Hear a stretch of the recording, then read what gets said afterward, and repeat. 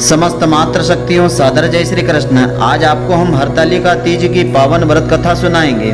इस कथा को हरतालिका तीज के पावन पर्व पर भगवान शिव और माता पार्वती जी की पूजा के पश्चात सुनने से इस व्रत का पूर्ण फल प्राप्त होता है। तो श्रद्धा पूर्वक आप इस कथा को अवश्य सुने, भगवान शिव जी की विशेष कृपा आपको मिलेगी।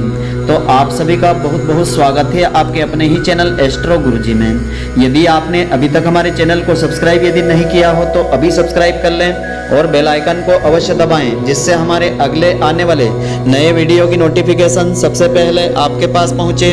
आप नित्य नई नई ज्ञानवर्धक जानकारियां व नित्य का राशिफल हमारे चैनल से प्राप्त करते रहें। तो एक बार भगवान शिव जी ने पार्वती जी को उनके पूर्व जन्म का स्मरण कराने के उद्देश्य से इस व्रत के महात्म्य की कथा बताई थी, जो इस प्रकार से है। श्री भोले शंकर बोले कि है गौरी, पर्वतराज हिमालय पर स्थित गंगा के तट पर तुमने अपनी बाल्य अवस्था में 12 वर्षों तक अधोमुखी उल्टा मुख होकर के घोर तपस्या की थी। इतनी अवधि तुमने अन्न न खा करके पेड़ों के सूखे पत्ते चबा करके समय व्यतीत किया था। तो माघ मास की विकराल शीतलता में तुमने निरंतर जल में प्रवेश करके तपस्या की थी और वैशाख की जला देने वाली गर्मी में तुमने पंचाग्नि से शरीर को तपा दिया था। श्रावण की मूसलाधार वर्षा में खुले आसमान के नीचे बिना अन्न जल ग्रहण किए तुमने समय व्यतीत किया था।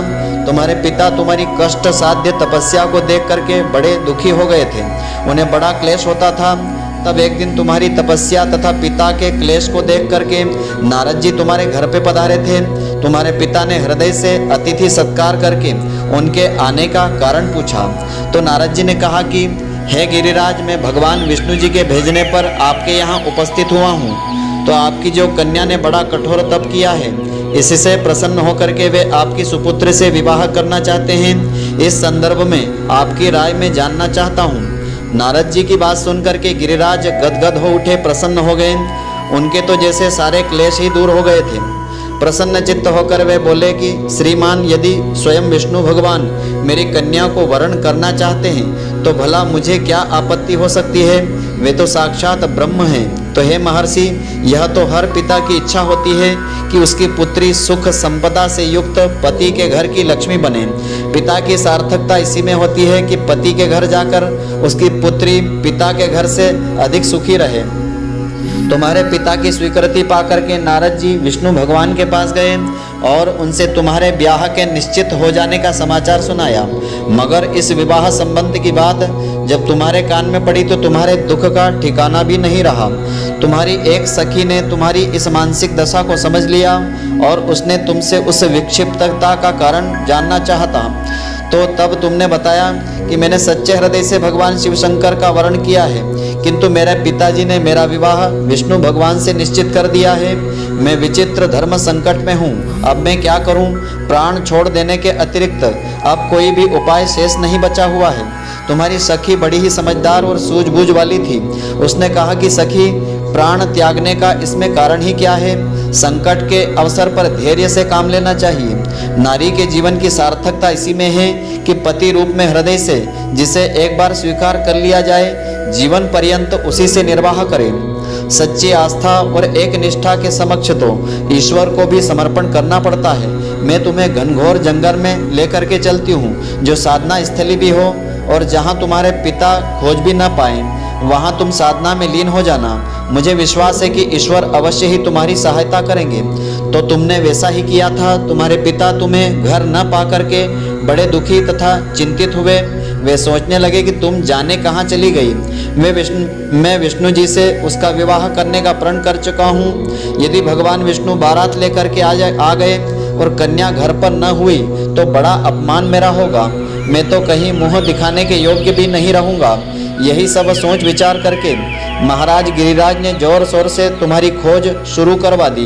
इधर तुम्हारी खोज होती रही और उधर तुम अपनी सखी के साथ नदी के तट पर एक गुफा में मेरी आराधना में लीन हो गई थी। तो भाद्रपद मास की शुक्ल पक्ष की तृतीया यानी तीज तिथि को हस्त नक्षत्र था। उस दिन तुमने रेत के शिवलिंग का निर्माण करके यह व्रत किया था। रात भर मेरी स्तुति के गीत गा करके जागी थी।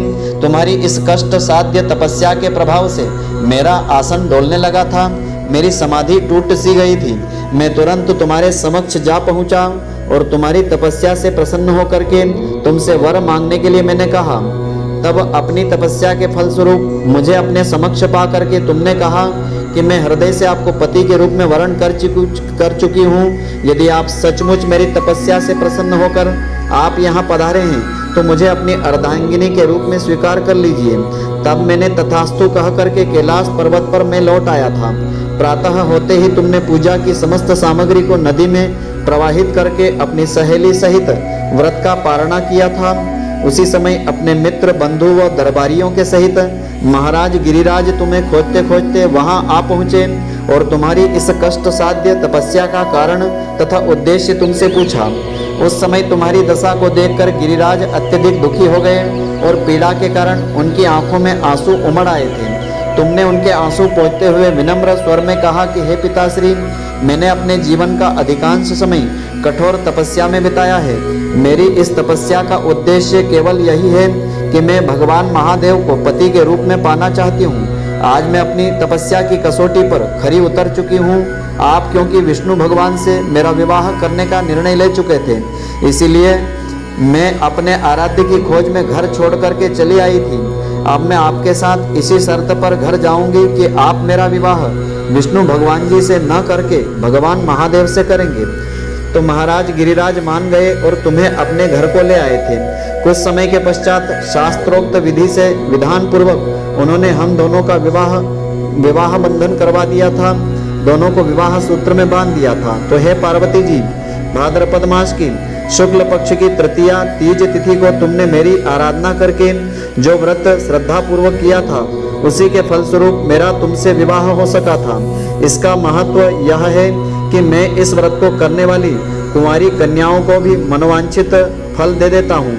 इसीलिए सौभाग्य की इच्छा करने वाली प्रत्येक युवती को यह व्रत पूरी एक निष्ठा तथा आस्था के साथ करना चाहिए, तो उनकी सभी मनोकामनाएं पूरी होगी। तो आशा करता हूँ कि आपको हमारी यह ज्ञानवर्धक जानकारी पसंद आई होगी। यदि आपको पसंद आई हो तो आप हमारे वीडियो को लाइक व शेयर अवश्य करें। धन्यवाद। जय श्री कृष्ण। फिर मिलेंगे।